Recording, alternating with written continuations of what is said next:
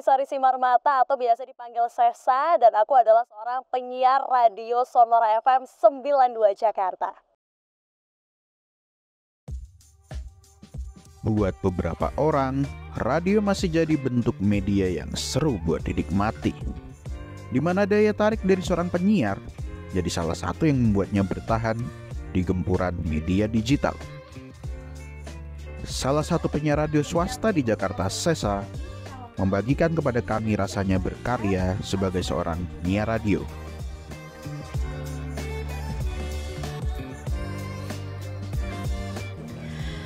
Kenapa memilih untuk menjadi seorang penyiar radio? Sebenarnya ini ada hubungannya sama pendidikan.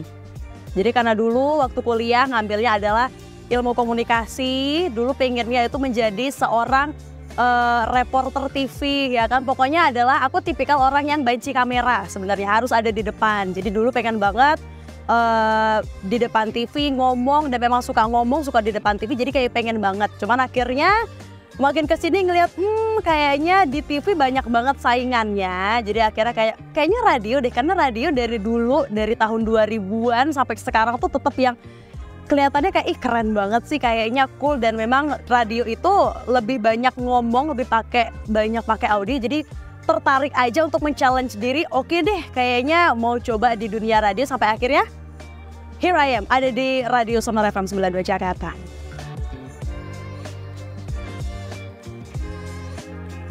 Waktu magang KKL itu dulu di Semarang, sempat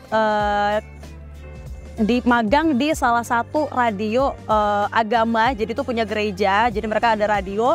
Di situ sempat ngebantu, jadi untuk ngebantuin teman-teman penyiar. Jadi nyiapin scripting, terus nyiapin misalnya kira-kira materi apa nih akan dibawakan besok. Jadi sempat ketolong di situ, dan juga ngebantuin nyusun musik dan segala macam. Akhirnya semua materi yang aku terima dari magang itu dibawalah ke kerjaan pertama sebagai seorang penyiar radio.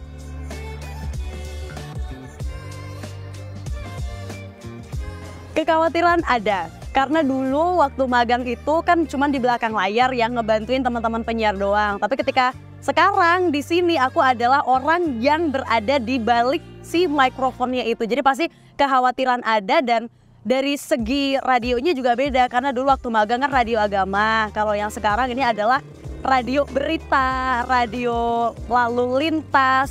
Jadi agak sedikit berbeda, khawatir tetap ada, cuman memang tetap yang namanya belajar ya. Jadi apapun yang aku terima di sana itu aku aplikasiin, yang bisa aku aplikasiin dengan Radio Sonora itu aku aplikasiin. Sisanya aku tinggal belajar lagi sama teman-teman yang udah jadi penyiar di sini.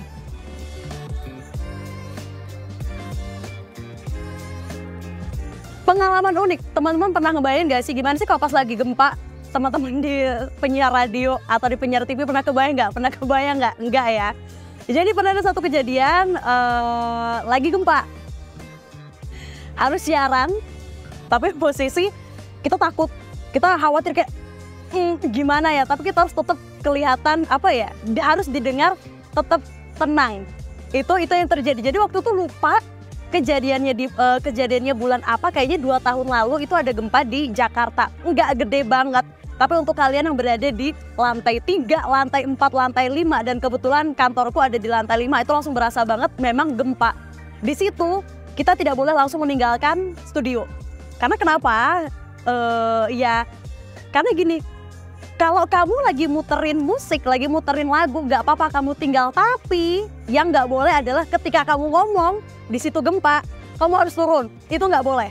Kamu harus menyelesaikan dulu siaran katamu. Jadi yang harus kamu lakukan adalah ketika kamu siaran, biasanya nih kalau dulu kejadian di aku, kayak aku cerita aja ya, sahabat Sonora, ini baru saja terjadi gempa, anggaplah 4,5 atau mungkin 3,2 lah ya, 3,2 magnitudo. Dan tadi memang di sekitar studio Sonora Jakarta dari lantai 5 ini terasa sekali ya, cukup kencang.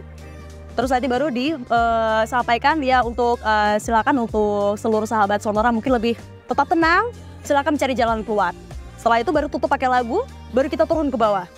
Selesai dari turun ke bawah, baru kayak ya selang, kalau misalnya kita ngerasa udah aman, baru kita naik ke atas lagi. Dan di situ aku harus ngasih tahu lagi ke pendengar radio, ya Sahabat Sonora, tadi memang baru terjadi gempa ya, 3,2 ini sekitar Studio Sonora Jakarta. Tadi ketika saya turun, saya memang melihat banyak sekali warga di sekitar daerah Krukut ini juga harus turun keluar karena panik ya. Ini karena beberapa gedung tinggi juga di sekitar Studio Sonora Jakarta. Seperti apa di sekitar Anda, boleh berbagi juga. Jadi memang itu adalah pengalaman unik bencana alam, tapi kamu harus tetap tenang, tapi kamu harus tetap menyiarkan informasi kepada pendengar.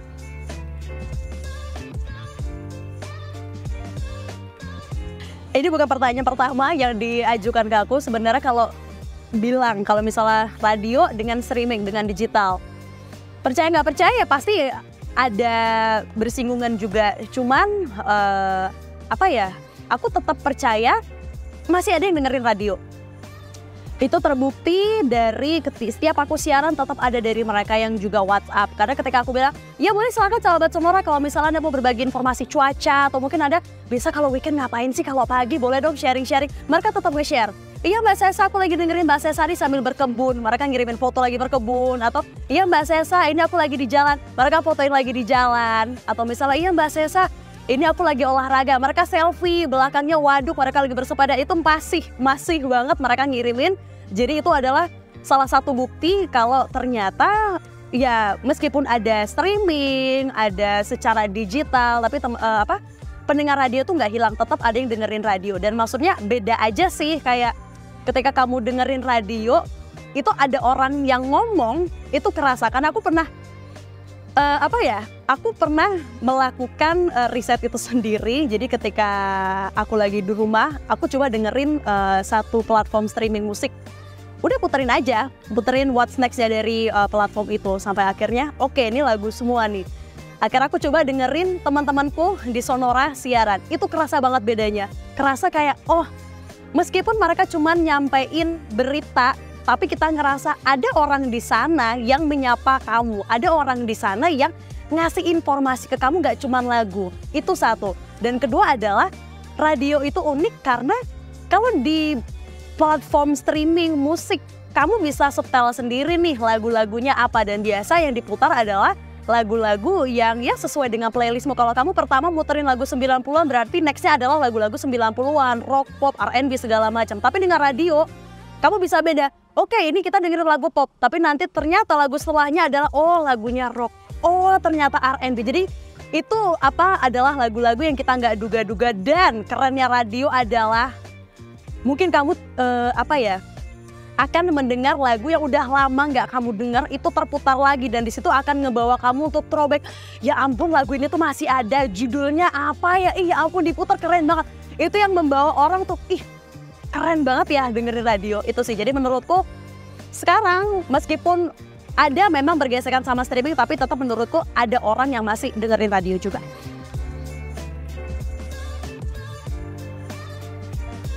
Karena kalau misalnya mungkin ini teman-teman juga yang pengen di dunia radio segala macam, jadi kita mengenal namanya on air personality. Jadi sebelum kamu bisa siaran, kamu harus punya dulu yang namanya on air personality. Yang aku pakai sekarang, suara yang aku pakai sekarang ini berbeda dengan yang aku bawakan ketika aku kenal sama teman-teman. Kayak aku tadi, hai apa kabar? Halo, beda kan? Nah itu adalah on air personality. Jadi lebih ketika aku datang ke sini aku harus adaptasi gimana sih caranya mencari si on air personality ini. Supaya apa sih? Supaya ya namanya penyiar radio, namanya radio kalau untuk teman-teman yang kuliahnya ngambil di dunia komunikasi, belajar tentang broadcast, pasti sempat ada namanya theater of mind. Jadi ketika teman-teman kenal itu gimana caranya seorang penyiar radio ini harus bisa membawakan, bisa nge-cooling down untuk para pendengar, jadi kayak lebih nyaman. Iya, pendengar radio itu asik ya. Itulah kenapa sampai sekarang radio itu masih didengerin aja dan teman-teman masih pada nyaman dengerin radio karena sih penyiar yang punya on air personality yang kuat dan bisa dibawa untuk ke para pendengarnya. Itu satu adaptasinya. Terus yang kedua, karena aku belum pernah siaran, jadi aku harus dilatih. Ada namanya, aku diajarin sama mentorku dulu adalah kita belajar 1 menit berbicara apapun. Jadi dulu waktu aku pertama kali aku belajar siaran kata, aku belajar ngomong. Karena yang namanya penyiar radio kita tidak boleh dead air ya. Karena kalau dead air sepersekian detik pendengar pasti akan langsung ngeganti frekuensinya itu. Jadi gimana caranya supaya nggak dead air? Ini kita belajar 1 menit. 1 menit itu gimana? Sama seperti sekarang nih, aku duduk di sini. Selama 1 menit aku akan bercerita, iya teman-teman, hari ini aku bersama dengan teman-teman dari Top Karir. Di sini ada Rere, ada Dio, ada Ica. Di mana hari ini cuacanya lagi cerah banget, lagi enak banget. Duduk di sini teman-teman, aku bisa lihat nih, lagi pada minum kopi, lagi panas-panasan. Ini aku berkeringat juga. Dan itu harus ngomong selama 1 menit. Kenapa? Karena di situ jadi gimana caranya kita harus, gimana sih caranya supaya nggak dead air? Kita harus ada ngomong terus, tapi ngomongnya nggak sembarangan. Ngomongnya adalah balik lagi dengan si theater of mind. Kalau teman-teman nggak nonton YouTube, kalau teman-teman cuma dengerin audionya doang, tapi aku menceritakan secara detail ada apa aja sih di sini, theater of mind teman-teman akan mainkan. Oh, berarti di situ lagi panas banget. Oh, berarti ini ada 4 orang nih di sini. Itu yang namanya theater of mind, itulah yang harus aku adaptasiin juga. Terus yang selanjutnya adalah adaptasi ke pendengar radio. Pendengar radioku adalah umur mature 30 sampai 45, sedangkan aku belum berada di umur itu. Challenge-nya adalah gimana sih caranya aku dengan gayaku yang keanak-anakan, dengan ketawaku yang mungkin bukan yang elegan, mungkin bisa kita bilang itu, gimana caranya aku bisa membungkusnya dengan caraku, tapi si mature ini tadi mereka tetap bisa menerima informasi yang aku sampaikan. Lebih ke itu sih. Jadi ketika 3 itu aku udah dapet, aku tinggal ngelancarin aja. Lebih kayak gimana sih caranya membuat si pendengar radio ini sebagai teman yang aku berbagi kepada mereka, sama seperti aku sekarang bagiin ke teman-teman di Top Karir gimana sih sebenarnya kehidupan.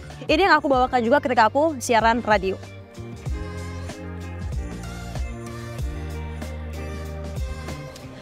Tips menjadi seorang penyiar radio ya, radio itu masuknya di media ya. Teman-teman tahu kalau kerja di media tidak boleh berharap banyak libur, itu nggak boleh ya. Nggak boleh berharap banyak libur, harus lebih fleksibel aja. Karena gini, kalau teman-teman memang suka kerja di dunia media, kalau teman-teman suka kerja sebagai seorang penyiar radio, ketika teman-teman siaran itu kayak udah duit passion aja, bener-bener yang ya udahlah siaran juga cuman nyapa-nyapa doang. Dan bukan berarti kalau teman-teman ini lulusannya nanti sarjana teknik, arsitektur, kelautan, perikanan, apa segala macam, bukan berarti teman-teman nggak bisa untuk menjadi seorang penyiar radio. Karena teman-temanku yang menjadi penyiar di radio ini sekarang ada yang dari HI, ada yang dari sastra Inggris, ada yang dari ilmu kelautan, ada ya seberagam itu. Dan kebetulan hokinya adalah aku lagi di ilmu komunikasi dan memang seragam aja gitu tuh. Jadi tidak ada batasan untuk teman-teman nggak bisa, aduh kayaknya aku sarjana teknik eksakta nggak bisa jadi penyiar radio. Enggak, semua bisa. Itu satu.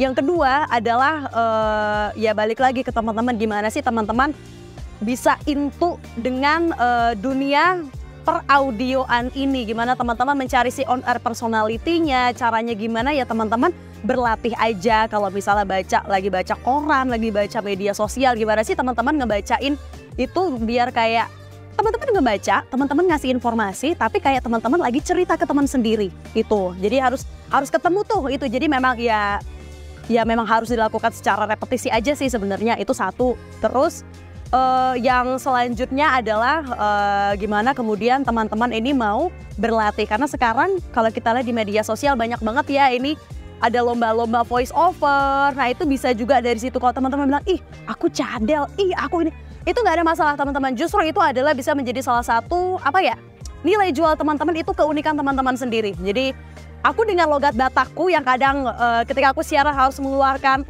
kayaknya Batak banget, itu jadi nilai jual. Karena ketika aku siaran tanpa aku menyebutkan nama, mereka udah tahu, oh ini saya yang siaran. Karena aku dengan on air personality-ku, dengan kekasanku itu, inilah yang menjadi nilai jual. Sama kayak ya kalau teman-teman ngelihat radio-radio swasta lainnya yang kita tahu ada satu radio besar yang mana mereka dulu pernah tandem berdua yang cewek, langsung berasa banget ya, oh ternyata dia yang siaran itu. Lebih ke itu aja. Jadi kayak teman-teman tahu teman-teman apa yang teman-teman lakukan, dan pastinya belajar itu juga harus harus terus dilakukan ya.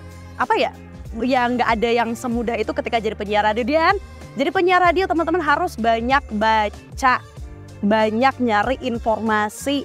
Meskipun teman-teman nanti aku mau bahasnya tentang lifestyle, tapi percayalah teman-teman nanti ketika banyak baca, ketika teman-teman siaran, teman-teman akan membutuhkan referensi-referensi isu-isu apa yang bisa diangkat di on air untuk diajak ke para pendengarnya. Jadi lebih ke itu aja sih tipsnya, kayak nggak muluk-muluk, intinya cuma baca, latihan, siapa lagi ya? Ya percaya diri aja, kayak udah kalian nggak peduli sarjananya apa, kalau memang kalian intunya adalah aku pengen jadi penyiar radio, dan kalian bakal bisa untuk menjadi seorang penyiar radio.